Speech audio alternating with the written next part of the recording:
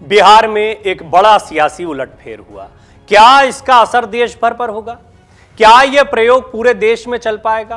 क्या यह प्रयोग 2024 में सफल हो पाएगा? यह सवाल है। जवाब कौन दे सकता है? वो जिसने सबके साथ काम किया हो, वो जो सबकी रणनीति को जानता हो, वो जो बिहार के प्रयोग को समझता हो, बिहार की राजनीति को जानता हो। नाम है प्रशांत किशोर। प्रशांत किशोर बेशक अपने दम पर अपनी पार्टी के लिए कितना कर पाते हैं ये सवालों के घेरे में रह सकता है, लेकिन जब भी वो किसी और दल के साथ जुड़े हैं या किसी की मदद की है तो उस दल ने काफ़ी बड़ी सफलता हासिल की है। इनमें प्रधानमंत्री मोदी हों, इनमें नीतीश कुमार हों, केजरीवाल हों, कोई भी नेता का नाम उठा लीजिए, हर जगह पर प्रशांत किशोर की रणनीति को आजमाया गया है। बिहार के सियासी उलटफेर का क्या देश भर पर कोई असर होगा, इस पर प्रशांत किशोर ने एक बार फिर से एक बड़ी भविष्यवाणी कर दी है। प्रशांत किशोर ने इस मुद्दे पर क्या कहा है वो हम आपको बताने जा रहे हैं। जेडीयू के भारतीय जनता पार्टी से नाता तोड़कर राष्ट्रीय जनता दल यानी कि आरजेडी के साथ सरकार बनाने के बाद प्रशांत किशोर ने लोकसभा चुनाव 2024 की ओर इशारा करते हुए कहा कि बिहार में हालिया उथल-पुथल राज्य केंद्रित घटना थी और इससे राष्ट्रीय स्तर पर कोई प्रभाव पड़ने की संभावना नहीं है।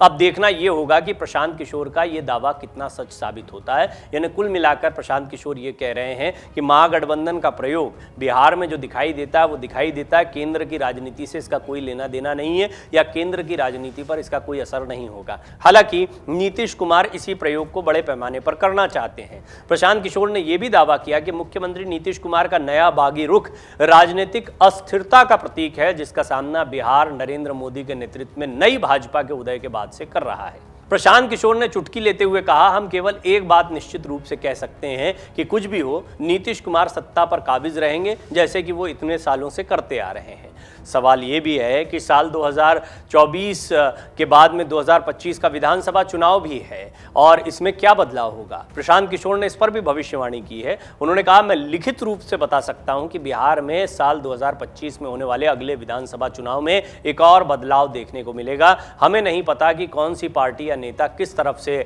रहेगा, लेकिन मौजूदा परिदृश्य बदलेगा। क्या वो इशारों में कह रहे हैं कि जेडीयू बीजेपी फिर एक साथ आ जाएंगे, फिर से बड़ा बदलाव होगा?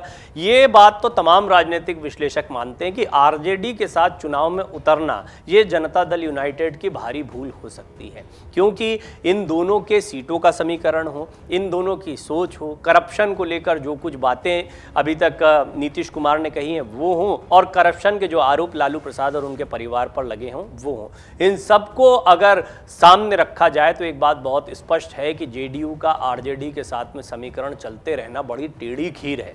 प्रशांत किशोर ने विपक्षी एकता कायम करने के लिए नीतीश कुमार की 3 दिन की दिल्ली यात्रा को ज्यादा तवज्जो नहीं दी है। उन्होंने कहा, उन्हें बिहार पर शासन करने के लिए जनादेश मिला है और यही उनकी प्राथमिकता होनी चाहिए। इसके अलावा यहाँ जो हुआ है वो एक राज्य पर केंद्रित घटना है जिसका कोई राष्ट्रव्यापी प्रभाव नहीं होने वाला है, इसकी संभावना बहुत कम है। प्रशांत किशोर ने बड़ी भविष्यवाणी करते हुए कहा था कि बिहार की राजनीति 180 डिग्री पर घूमी है, अभी इसका और घूमना बाकी है। उन्होंने दावा करते हुए कहा था कि बिहार की राजनीति में बहुत जल्दी उलटफेर होगा। पिछले दिनों बिहार में जो राजनीतिक भूचाल आया था उसके बाद अभी और भूचाल आना बाकी है। प्रशांत किशोर ने कहा कि बेशक बिहार में सरकार बदल गई है, लेकिन पर्दे के पीछे बड़ा खेल अभी भी चल रहा है। ऐसे में फिर से बिहार में कोई बड़ा उलटफेर हो तो आश्चर्य नहीं होना चाहिए। जेडीयू आरजेडी गठबंधन पर प्रशांत किशोर ने भविष्यवाणी करते हुए कहा है कि अगले चुनाव से पहले बिहार में फिर उलटफेर हो जाएगा। जैसा हमने आपको पहले ही बताया कि बहुत मुमकिन है कि जनता दल यूनाइटेड फिर से पाला बदल ले। अब जनता दल यूनाइटेड के पास 2 ही विकल्प दिखाई पड़ते हैं, या तो आरजेडी के साथ जाएं या एक बार फिर एनडीए का हिस्सा बन जाएं। ऐसे में क्या आने वाले चुनाव के पहले नीतीश कुमार एक बार फिर पलटी मारेंगे या वो फिर से बीजेपी के साथ चले जाएंगे? ये एक बड़ा सवाल है, लेकिन इशारों में प्रशांत किशोर तो यही बात कह रहे हैं। 4 साल पहले प्रशांत किशोर जेडीयू में शामिल हुए थे और कुछ ही हफ्ते में उन्हें राष्ट्रीय उपाध्यक्ष भी बना दिया गया था, लेकिन सीएए, एनपीआर, एनआरसी विवाद को लेकर गहरे मतभेद के कारण 2 साल से भी कम समय में उन्हें निष्कासित कर दिया गया था। वो बीजेपी की राजनीति भी जानते हैं, वो जनता दल यूनाइटेड की राजनीति भी जानते हैं, राष्ट्रीय उपाध्यक्ष रह चुके हैं पार्टी के।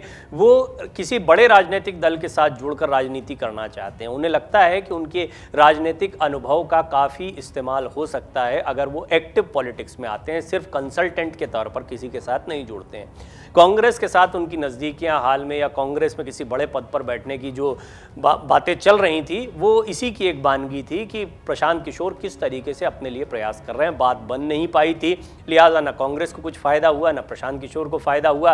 वो अपनी यात्रा बिहार में निकाल रहे हैं, लेकिन फिर भी उनकी जो पॉलिटिकल भविष्यवाणियाँ होती हैं उन पर सभी की निगाह बनी रहती है, क्योंकि उनकी राजनीतिक समझ, चुनाव को लेकर जो समीकरण बनते हैं उसको लेकर समझ को कोई इनकार नहीं करता है कि प्रशांत किशोर इसमें बहुत अच्छे हैं। और उनका मानना है कि जो प्रयोग अभी बिहार में हुआ उसका केंद्र की राजनीति पर कोई असर नहीं पड़ने वाला। और दूसरी बड़ी बात वो ये कह रहे हैं कि एक और बड़ा उलटफेर बहुत जल्दी बिहार में देखने को मिलेगा। डाउनलोड करें अमर उजाला ऐप और पाएं खबरें लगातार।